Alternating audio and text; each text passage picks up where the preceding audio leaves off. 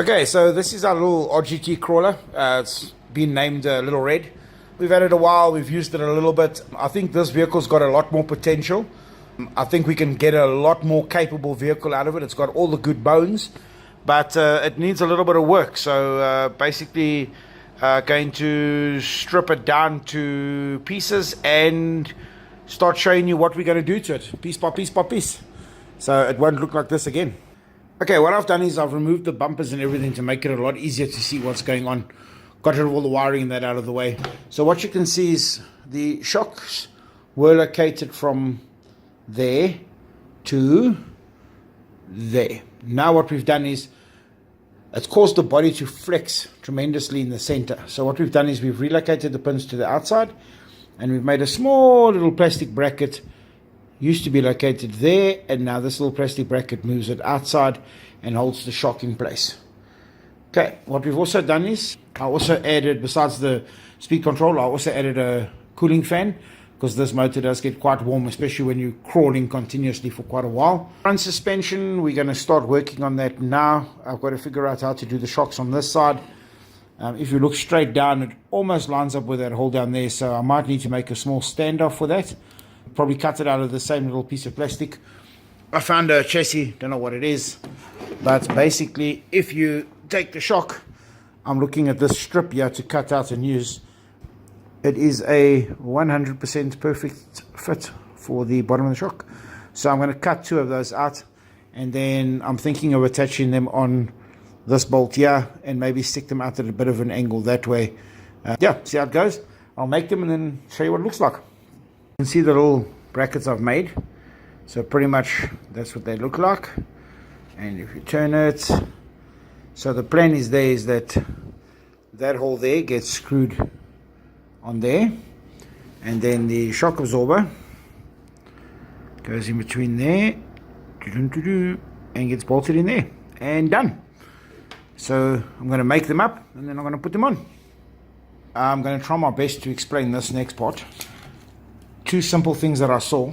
If you have a look at this diff, it has this point here and this point here, which you view from the side, keeps on hitting on rocks. This is the front diff, and you can see I have, it's nice and rounded here, but on the back diff it was sticking out, so I cut this one a little bit shorter and I rounded this one too, because it was hooking on rocks all the time. On the front one you can see that one there sticking out a tiny little bit. That one over there, I'm going to just round that one so that they all follow the contour of the diff, and hopefully it won't get stuck on anything. Next thing I'm going to do is something that was suggested to me. You can see the very vicious angle of the drive shaft. It comes out, makes a bend, and if you look from this side, it's even more. So one of the suggestions was done before is to this top Y link is to actually reposition it from there to back there, basically a 10mm or 50mm movement back. What that will do is that will rotate the diff clockwise, and then it will straighten up the drive shaft. So going to get a shot of it like that, nice and steady, and a shot of it like that. And I'm going to redraw the holes and reposition it, and let's have a look what a difference it makes. Okay, so first attempt, very unsuccessful. Drive shaft's hitting the Y bar, so can't go up any higher. Really a crappy, really terrible one. So what I've done is I've now split the difference. So between the original hole and the new hole, I've now put one in the center. I'm going to now move it back and see what the difference is. Okay, so I have split the difference between the two holes, as you can see, and I've mounted it there, and much better result. Everything clears, everything works. Only thing is the chassis center line has moved from here, it was there, it's moved quite a bit forward. So if we chuck the body on, those body posts are, the wheel is going to sit slightly more forward of where it was. So we'll see how it goes. I'm going to do the back. Okay, here we go. What I've done now is I've relocated both of them to the center split holes, and it's definitely much better. Everything clears now, everything can rotate and flex and that, but there is a huge difference in the drive shafts angles. You can see from the side even, much less of an angle on both sides. So that should make it a lot smoother. And yeah, you can see the shocks of are both pointing out a little bit, but we'll see from the back. Yep. Gonna carry on now. If you look at the steering at the moment, you can see the steering arm actually comes from this point down to the steering. So I'm gonna have a look at a way of maybe lifting this up and clearing this obstruction out of the way so that we've got a much clearer space at the bottom. Because if you look from the side, it's pretty much ready to bang into everything that gets in the way.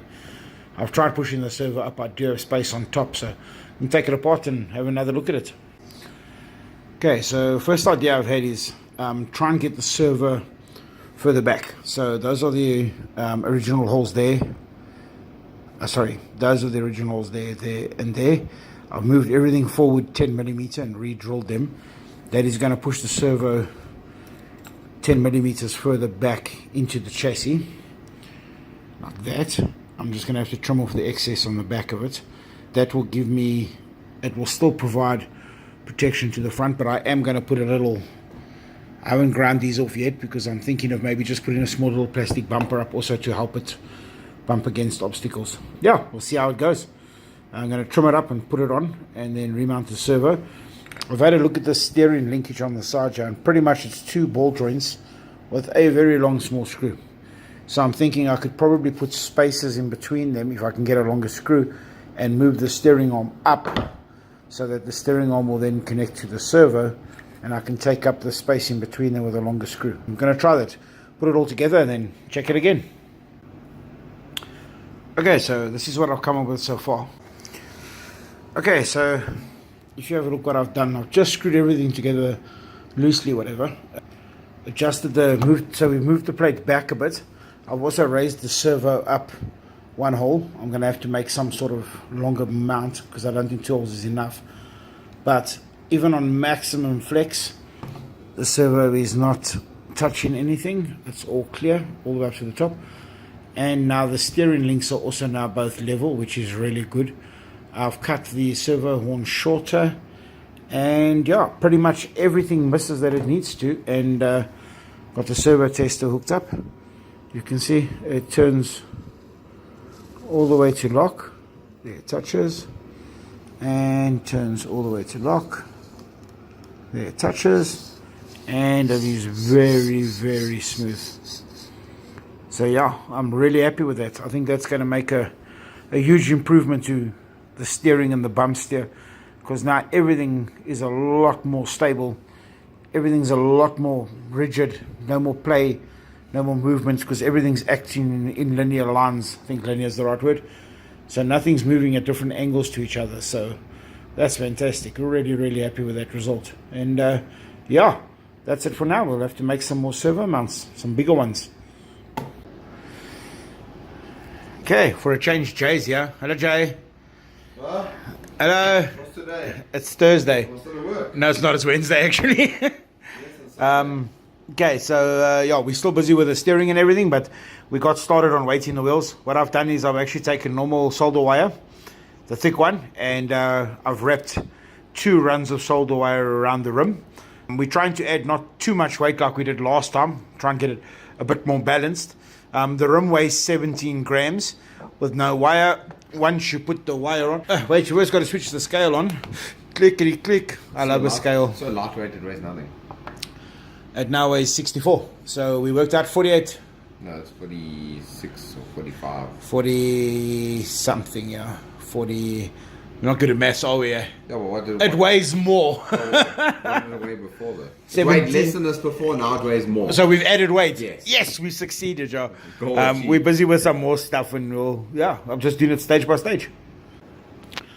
Okay, so we added the wire around the outside. That got us to 64 grams. Dinner served. Dinner served, no thanks. Don't you want putty? Let's see, some putty for supper. Nah. Can I throw it away? Yes, you can. Okay, man. We filled up all the indents in the rim.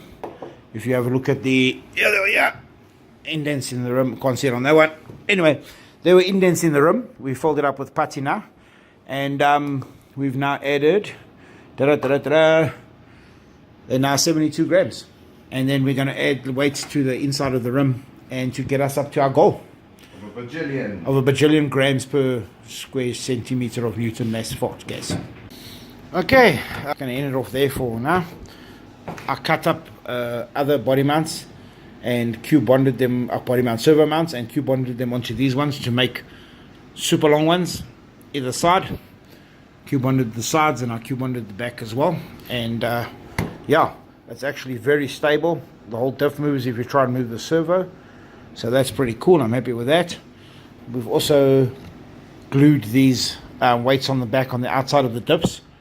Basically, it's a big M16 shear nut, but it gives us added weight to the rear without putting it in the wheels that the motor has to turn. So, yeah, that's it for now. Carrying on. Quite a few things we've done. These are the mounts to hold the shocks. I want to get the shocks more straighter, so I have made longer ones now. They're all still drying the stuff I glued on the suspension. We've also finished the tires off as well. You can see they still look pretty cool, wrapped up with wire and everything inside. And we've added weights to the inside of the tire, which you will never see, so it still looks great from outside. I really don't like the gold though. I'll do something about that. Before we started off on this weighting project, you can see standard tire weighs 102 grams and our weighted tire weighs 196, so 94 grams added to the front tires. We're going to leave it at that for now, and then we're going to carry on and we'll give it a test run and see whether we've added enough. Yeah, that's pretty much where we are. Cool. Okay, so we're back with Little Red. We've now finished assembling the car. Let me show you what we've done so far. So you've seen the modifications to the suspension, the shock absorbers, the weighting of the wheels, all that stuff that we've done. What we've now done is we've just simply relocated the battery. It normally sits at the back of the car and the electronics in the front. We've moved the speed control and the receiver to the back of the car, and we've moved the battery to the front of the car to get a little bit more weight on the front end. What we've also done is we've also added weights to the front bumper.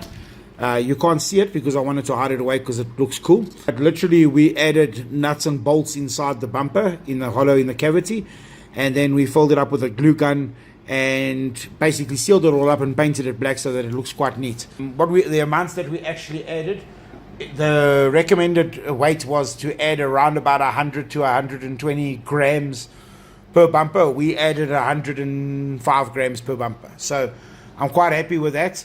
As you can see, it's all equal front and back. We added exactly the same amount of bolts and we just glued it all in with a glue gun. And yeah, that's pretty much it. It's time to put it back together. Last couple of things: need to repair a body post and receiver and that, and then take it out for the trail, and we're going to use it at our charity crawl and give it a good test drive and see how it goes. Okay, this is the final video on our RGT upgrades, transformation, rebirth. Pretty much fantastic. It surprised everybody at how well it was able to crawl over obstacles and over everything you can imagine. You can see the new shock mounts that I made. Okay, the back one's off. These are the slightly longer ones that I made. What it allowed us to do was it allowed us to push the shocks out just a little bit more, so that, as you remember in the first video, the springs were actually touching, the shocks were touching there. Let's push them out just enough now that when we operate the suspension, everything clears nice and smoothly, and we've still got complete articulation on the chassis. Only other thing we did add, I added a small little bumper on the front here. It's a piece of old plastic that I'll heat it up with a little blowtorch and use the existing 3 screws on the bottom of the diff, and I screwed it into there, and you can see how well it works because you can see what it looks like. It helps tremendously over the bumps, over rocks, everything. Nothing got hung up once, and it just crawled like an absolute beast. Everybody was surprised. Then on Sunday I took it and I broke it. As you can see, it dropped about 2 meters down onto the ground and landed on the back wheel, and it snapped the rear drive shaft through that hole where the pin goes in, that one there. Anyway, no biggie. There's the new one. 260 rand for 130 rand for a new drive shaft, and you got about 2, so I've got a spare 9 anyway. And yeah, we're going to put that back together, and then pretty much that's the end of it. This car's ready to go, and then we're going to get started on our next crawler, which is going to be an HG, and we're going to see how much we can get that thing going. Other than that, yeah, still really impressed with how well it went. Everybody got to drive it. I only got to drive it for about a half an hour out of the whole day because everybody else was driving it. But yeah, very successful project and very happy with the result, and can't wait to start on the next one. Cool.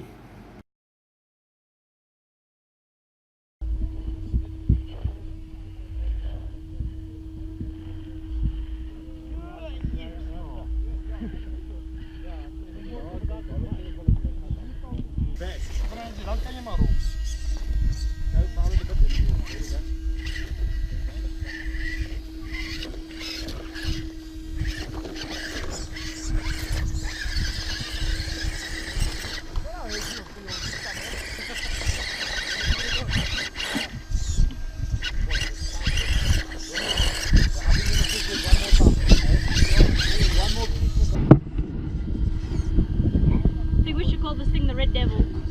No, Little Red in the hood. Taking a pee. Oh my god. Plan. It's all planned, guys.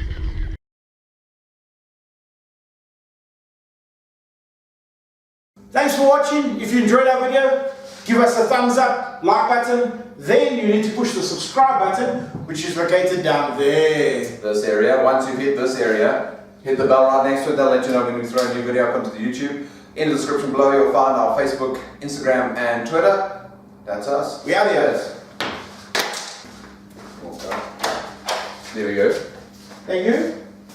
Come on.